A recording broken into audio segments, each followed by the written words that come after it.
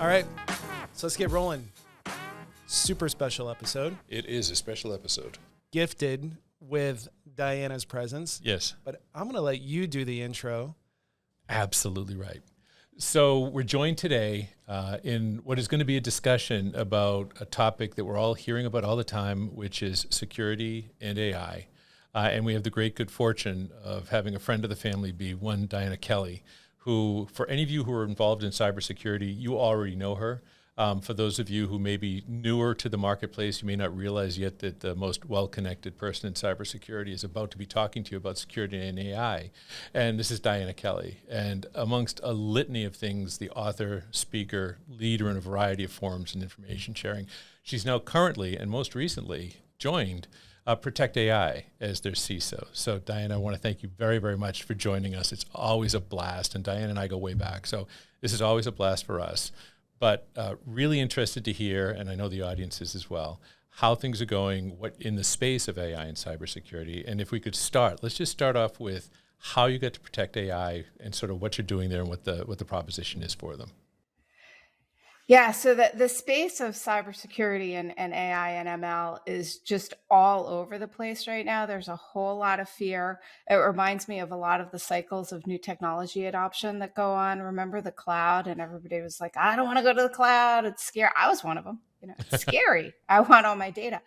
And we're looking at AI and ML now. It's seeing a similar cycle going on where there's just a lot of fear, seeing a lot of reports about what are companies worried about when they adopt AI and ML, and it's always security's at the top. But what that really means, I think, is where all the chaos is happening, because it can be everything from a deep fake or better social engineering to a deeper understanding of how getting the data wrong could create systemic or automated bias. For example, how we could get misinformation out of these systems when we're using them as pure analytics, not talking political misinformation of one side trying to get the other side to think something, but an actual ML system that, for example, might be classifying cancerous or non-cancerous radiographs and x-rays. That's what I mean about misinformation or failure to give accurate information. So these kind of deeper security issues. And there's also the issue that is one that's very near and dear to our hearts, Jack, which is creating a secure system lifecycle for the tools and the software and workloads that you're developing and deploying. Because we met back in the SAST ounce days, and looking at AI and ML, there's a similar need to shift left, create ML SecOps, and focus on the development of the pipeline in a secure, auditable, and transparent way. And that's the focus of Protect AI, is really helping the engineering teams, the ML engineers, ensure that they've got auditability and security throughout the life cycle of their ML. Nice. It sounds almost as though at least in the early generation, the ML SecOps work feels sort of a little bit like ensuring the integrity of the S-bomb almost, but it's like an AI bomb. We call it an ML bomb, actually. Oh, how excellent. You got it right on. Yep. That's excellent. And for the audience, we talk oftentimes about how composite software applications get more complicated from a cybersecurity perspective. And you heard us talk about this on the podcast, but because you don't know everything that goes into it. And I think that what Diane is working through is these things which are actually going to be ways in which those components change. You're actually taking one step further in terms of understanding the integrity of what you're working with. That's exactly it. And now the components are also living in different places than we're previously aware of. It's not an IDE for a lot of data scientists. It's usually a Jupyter notebook, for example, but still they've got secrets in there and PII and PHI. The data itself, which is something that, in software development, we're always like, just use dummy data and test, don't ever bring production in.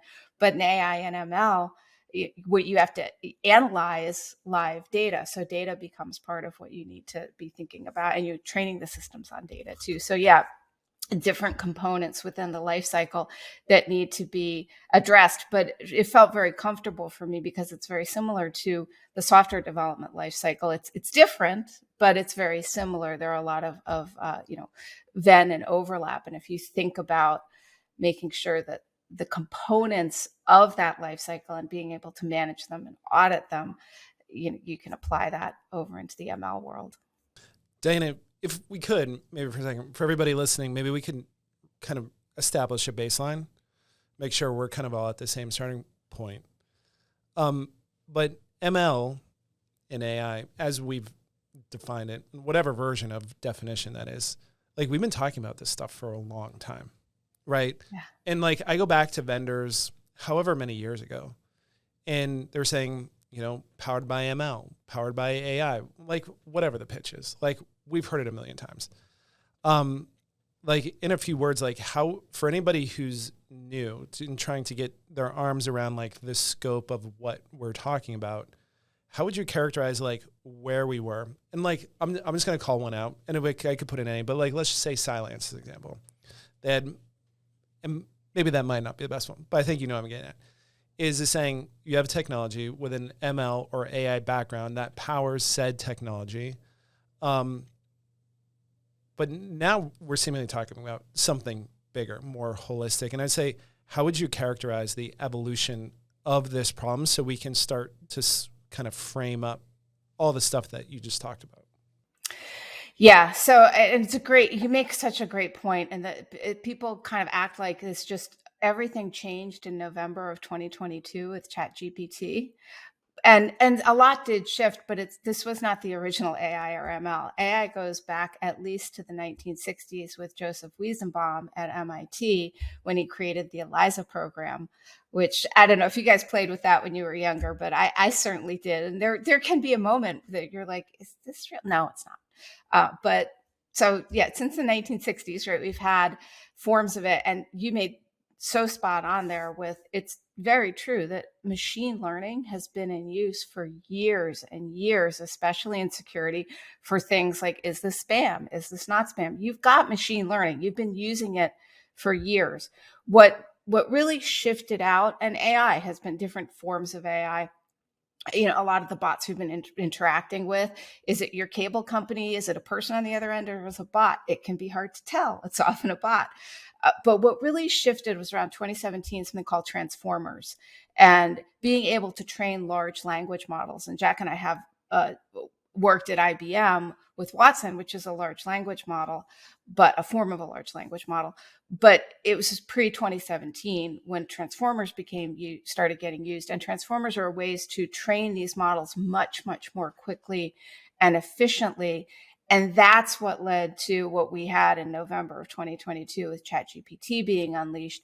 So even though this has been around for a long time, and looking at machine learning, supervised, unsupervised, that's been in our tools. We have been using forms of it. We've been using analytics with those for years. The conversation shifted because suddenly, look, the fact that some financial analyst at a large GSIFI, a large financial institution, is trying to do quant models of the stock market is kind of, with machine learning, like most people are like, I mean, I know that the financial analyst really cares, but the general public, is like, or even, if one security vendor says, I've got better machine learning to do predictability on where your attack surface might be, it's still, since none of them are perfect, people were like, okay. But in November 2022, when suddenly you got CEOs going, I can just write all of my emails. I never have to do any writing again. And you had social engineers saying, I can do all of my research and doxing on you just very quickly through a bot. So it changed the conversation quite a bit with that. Yeah, I think one of the interesting things for me as I think about what happened in November with ChatGPT was it was mostly the chat that changed the world of AI, right? Because originally, like when we did our work in the 2012, 2014 timeframe on doing malware and behavioral analytics with ML and AI, nobody knew what the hell it was, right? You couldn't talk to it. When ChatGPT came out, everybody could talk to AI, right? Talk to AI. Because the biggest thing it did was what Diana describes. By using the large language model, it would actually understand what you were saying, and you could actually frame things in a free-form way, and they were just more aware of it. And then it used it sort of in the backside to be able to do a better form of Google. So what you really have is like a better voice-driven, slightly more analytic form of Google that suddenly got everybody saying like, well, wait a minute, it's talking to me. It must be a magical robot. Skynet's on the way, right? And to me, it's just it's number one. I kind of like it, right? Because I like the fact that more people can approach a technology that could theoretically make their lives much better in some important ways. But unfortunately, it also opens, especially in this day and age, the Pandora's box of unreasoning fear. I just want to go with that for a second. Yeah. Like, brilliant. But I mean, here's what I come back to, right? Is like, let's use an example of security awareness training. Sure. As an example, right? Yeah. Is saying, from a corporate standpoint, you can train people all day. Awareness this, awareness that, don't click on this, don't put this online, right? But at some point, like, people stop listening.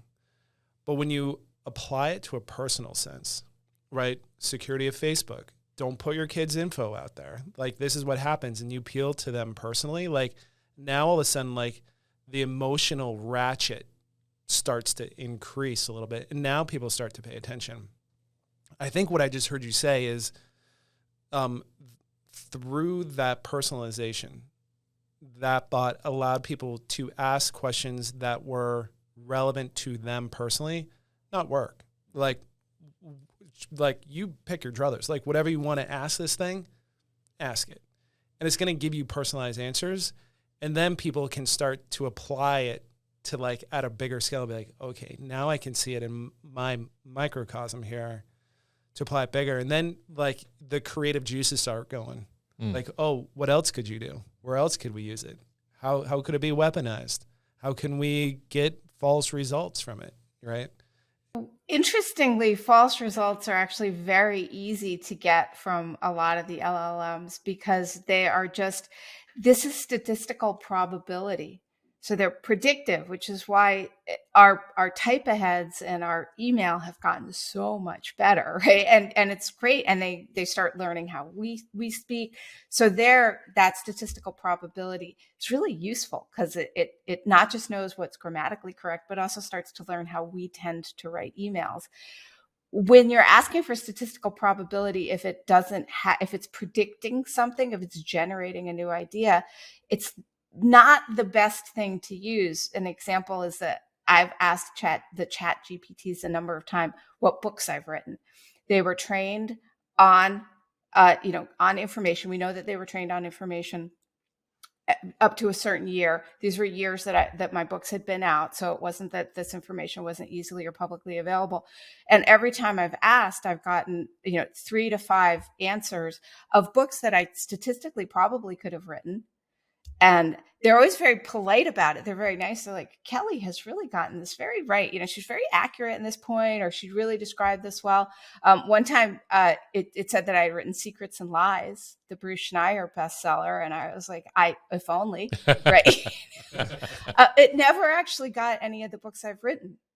But statistically, I'm flattered that it thinks I could write Secrets and Lies, but certainly a Zero Trust book, which was one of the ones. Sure, statistically, it's probable that I did that. I didn't, though. And that's where I think it can get really off. Well, let's make sure we feed it so that way anybody who asks after you will get it right. Yeah. I have many times. So let me turn this around a little bit, right? We've been talking a lot about cybersecurity and AI from sort of the contributory nature, right, of AI as both something that can help make these tools better, people's misconceptions, et cetera. But I mean, you've also been helping people develop security strategy for decades, right, and figure out what to do.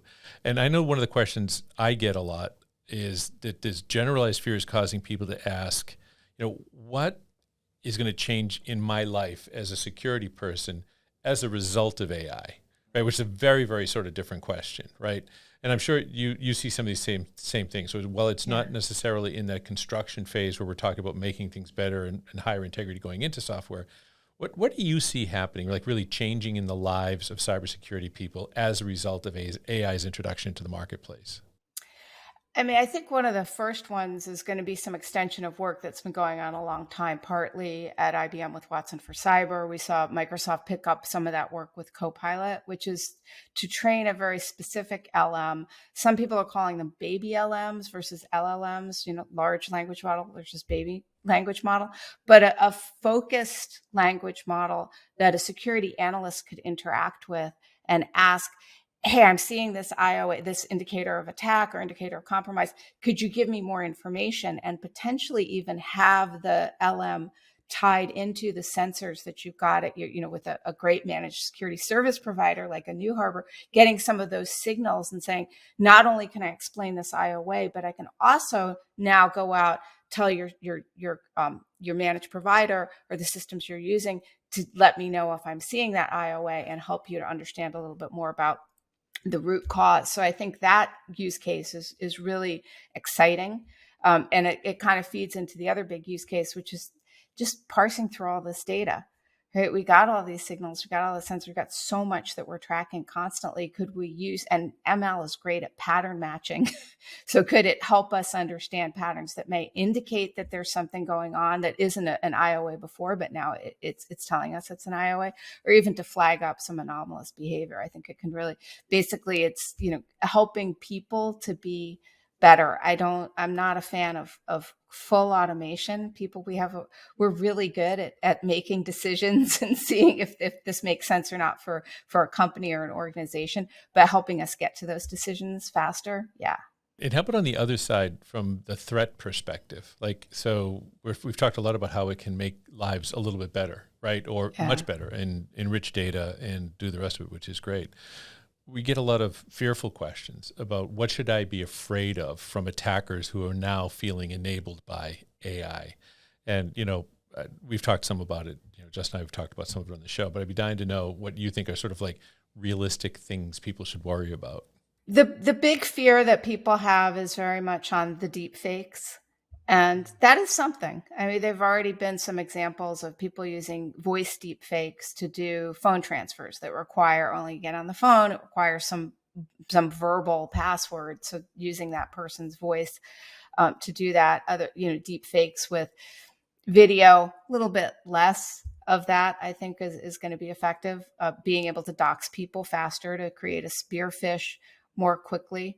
So there are some ways, and then just on the basics of how attackers are trying to poison the systems that people are interacting with to give them bad information. So I was talking about predictive, which wasn't bad information. That data wasn't poisoned. It predicted something that was statistically probable that wasn't actually accurate, but actually poisoning the data. So when someone asks a question that comes back with the wrong information or the information that the attacker wants. So we saw sort of forms of this with way back in the NBAD, network behavioral anomaly detection days, when attackers would trick the systems by performing actions that were low and slow and correct. Right. And so in these LLMs, training them on not accurate data. And as some of these LLMs just ingest data across the internet, we've already seen some indirect prompt injection attacks around that, or indirect training attacks around that, where, for example, one professor put on his bio at the bottom in white on a white background, so white text on a white background, that he was a time travel expert. And then waited for the LLM that was scanning over his information to come back and basically say, here's his bio. And also, he's a time travel expert. He's like getting in his TARDIS, going off and doing. So that, like attackers starting to figure out those kinds of modes. Another thing with prompt injection attacks is that as we start tying AI to AI, which now people might be like, that sounds crazy. But it's really not. We're already seeing really good use cases. For example, if you wanted an AI to help you go through your email, there'd be one that was talking to you, interacting with you about what the actions that you want to happen on your inbox, for example, but it may be connected to one that is doing the parsing and the analysis of your inbox. But in order to parse and analysis what goes on the inbox and act on it, i.e., it says, hey, Jack and Justin, you want to have lunch next week, put it on the calendar, right? It then has to take an action based on what's in that email, which is putting something on the calendar. Or what if somebody sends you a malicious email that says, delete every email in this inbox, or delete every email from a particular user, and then delete this email. So putting guardrails around how these systems interact sort of behind the scenes when we aren't interacting with them yet, like that email parsing. So there's that. And then there's also just the data itself, getting back to the data, protecting the data, the whole lake house, right? We've merged data lakes and data warehouses into lake houses, and AI and ML needs huge amounts of data to reason over, to get smarter and bring that data together. If we're talking about weather patterns, great. Nobody's concerned about the privacy or the use of the weather data. But if you are looking at healthcare data, for example, which a lot, we really do want to look at that with AI and ML to see if we can find early indicators of disease, things like, but it's also people's information. And if we do not protect the APIs going into these systems properly, if we don't sanitize the data properly, we're at risk of exposing data through some of these systems. It's interesting. That's exactly where my mind went. You gave the email analogy. It's like, in order to derive a suggestion means you're also ingesting all information that whatever's in someone's inbox, right? Exactly. Yeah. And compromise, I mean, it's a reasonable thing. You know where someone is at any given time, which creates other type of security concerns. Yeah, and it wouldn't, and we've already seen instances where people are taking advantage of public ChatGPT and accidentally investing it with information that they thought was private. Yeah. Right. That's pretty fun. That's right. That happened to some folks that, some Samsung employees they thought that they were having a because, to your point, Jack, and Justin, you followed that up with, it feels kind of private. It's just you and you're chatting with your chat bot. But well, it's interesting. I mean, it's the same thing with Siri, Alexa, right? Saying you ask it questions, data's going somewhere. Truth. To the Borg. Yeah, it's going to the Borg. Yeah, but you're not going to be feeding it spreadsheets and computer programs, right, and data. I know. Right? I keep trying to shove that into Siri. She's just not into it. Yeah. I'm going to go completely tangential, which is the other biggest question I get, and Justin, you may get it as well. But the question we get is, what about my job? Right? Won't AI be capable of taking away my job, particularly in security, when so much of what we do and the value we try to add is analytic value and recommendation value, which really is something you can think about applying an algorithm, which we do too. It looks like this. Diana's point, I've got an IOA. I do a check here. Hey, that's actually a badness. Or IOA, different check here. It's not a badness, right? It's kind of what we do. So Diana, do you have people coming to you and saying, is this going to be a big deal? Especially a lot of the forums you speak at, the executive forums, the growing cybersecurity analyst forums, are people like, should I even bother, because isn't the computer just going to do all this stuff for us in the first place? And how do you see that relationship between AI's evolution and the evolution of a non-workforce? Yeah, that's so I have to say that the most interesting thing I had after a talk was someone a lawyer coming up to me and talking about robot rights. So sort of going on a 180. Even robots have rights. Oh my gosh. Yeah. Do we have to start thinking, like, was asking, should I legally be focusing on the rights of AI? Because AI, if it becomes sentient, won't it need to have representation? Which I thought was, interesting. I do hear sometimes it's not as bad. I think I read online more of this, the fear of that the computers are coming to take our jobs. And I think maybe it's not as common in cybersecurity yet, because ultimately a human being usually does have to step in and make a decision. Risk is such a very personal decision. There's no right and wrong in risk. It's not like grammar. That's grammatically correct, or it's not. With risk, it has to be contextualized for the time, the place, the organization's risk appetite at that moment, what your business requirements are. There's a whole lot that goes into any time that a security professional makes a security decision, right? It's very contextualized. At this point, the AI and ML are not there. So they're great at helping us see patterns and sift through. They're not great at making those final human decisions yet. That doesn't mean that somebody might not say, it's good enough, and just unleash the bots to do things in an automated way.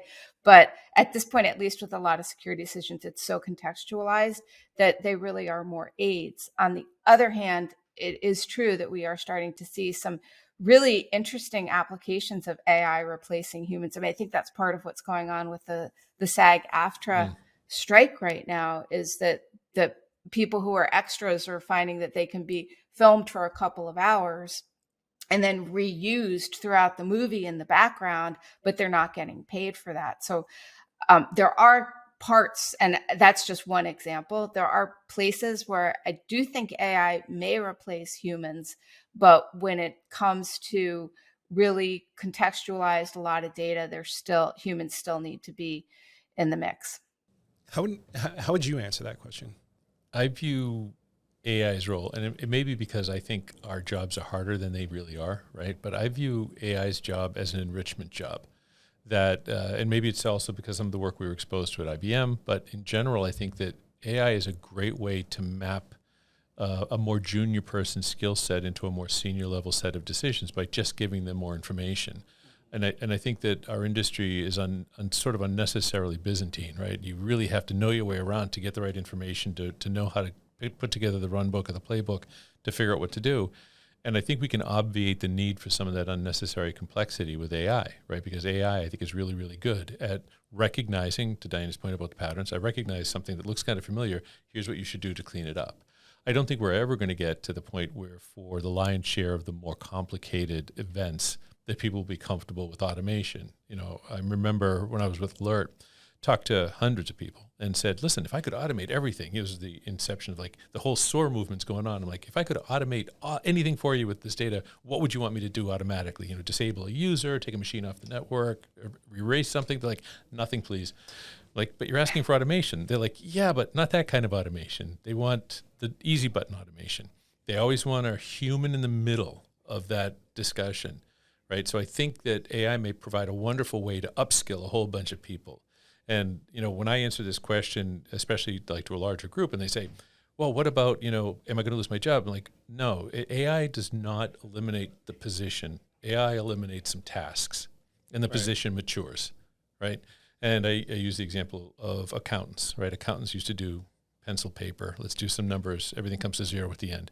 And this magical thing happened called a calculator, right? Where they could just go do, and suddenly, like literally 3/4 of their day was gone that they used to have to do, basically sharpening pencils, right? They didn't have to do that anymore, no pencil sharpening. And so just taking that out of the equation, they had a lot less work to do. Well, you know what they did? They got even better at the things that really mattered. Yeah. So I think it allows our industry, any industry that applies it, to upskill and up-level the game and provide more value to the people who trust us, whether it's in cybersecurity or making potato chips. Yeah. I like the enrichment piece. I think it's spot on. Yeah, and I love the focus on, upskill, right? Because their jobs go away. Farriers are very few and far between. They shoe horses. And it used to be a very popular job. It's not as popular a job, but that doesn't mean humans still don't have jobs. They just have to. So you're absolutely right. I mean, upskill and learn new jobs. There'll be a lot of care and feeding, I think, of AI and ML. Cool. Yeah. Well, this has been a blast for me. Before we let you go, right, I'd love to get your future perspective. I've asked you for this on different industries for as long as I've known you, right? As you're looking down the road, and particularly in your space with the ML SecOps side of the world, we fought a battle for application security. We quixotically tilted at that windmill for a while, and maybe the world's a little better.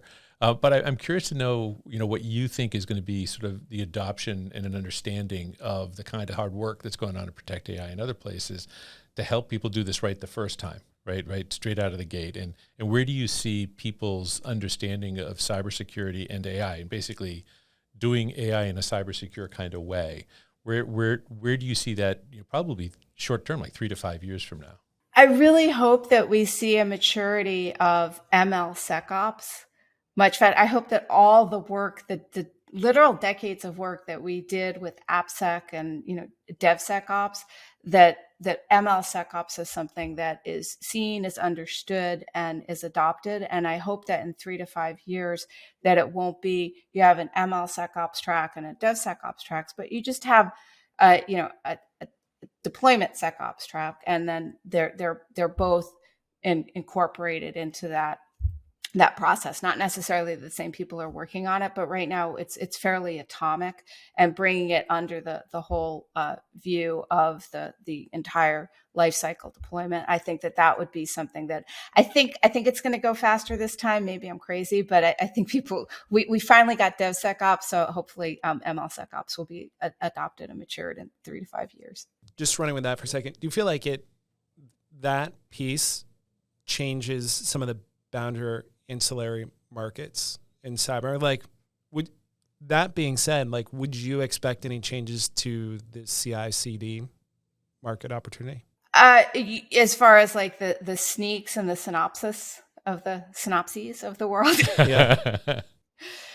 I do. I think that in that 3 to 5 years, I think that you'll see a convergence between folks trying to do ML SecOps and the companies that have really created the DevSecOps world with CI/CD.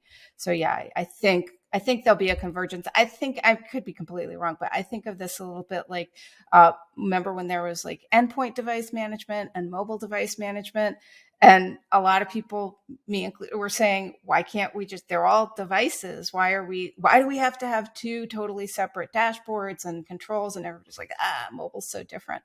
And now eventually we got to that it's all under one umbrella. So I think that it's going to go a similar trajectory, but I don't know. What do you guys think? I would think the same. Okay.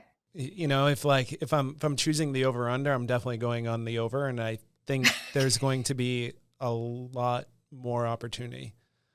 Like more might not be the right word, but more like expanded different opportunities, diverse opportunities to integrate this more into, I guess, kind of the future foundations of cyber. Yeah.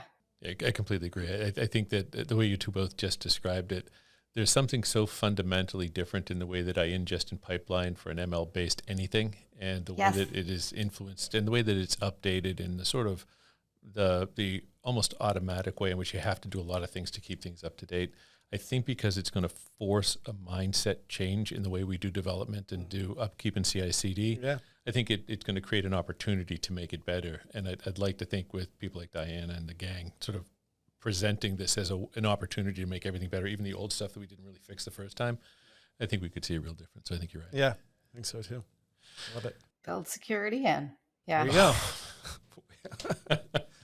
Perfect. You know, just we could probably end on that one, but like, how long have we been saying that? Here we are, 2023. Yes, I am. Still trying. Oh my goodness, yeah. It's still worth fighting for. Right on. Yeah. Right on. All right. Well, Diana, thank you so much. It was wonderful to see you. I super appreciate all the time that you spent with us. For anybody listening to this, someone has questions for you, wants to get in touch with you, how would you recommend they reach you? Yeah, I'm on LinkedIn. So just look me up and easy connect. Peasy. And whatever you do, don't ask the chatbot on how to find Diana. Right. Thank you for listening. If you've enjoyed this episode of Pwned, please like and share, and we'll get you on the next episode.